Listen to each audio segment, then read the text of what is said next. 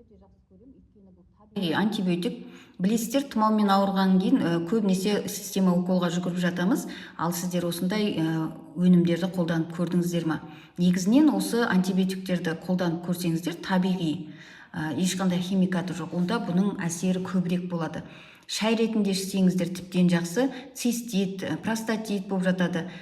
Женский жақтарда проблемалар болса, инфекциялық, бактериялық вирустармен, инфекциялармен ауырып жатқан кісілер болса, онда осындай өнімді қолданыңыздар, құрамында селен бар.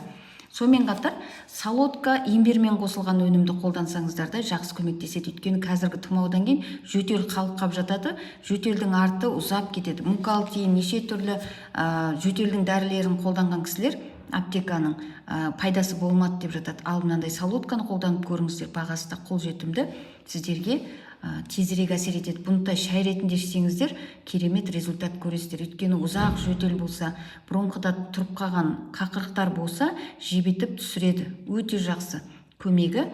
Егерде қайдан алам десеңіздер, жекеме шықсаңыздар болады. Тегін доставка бар.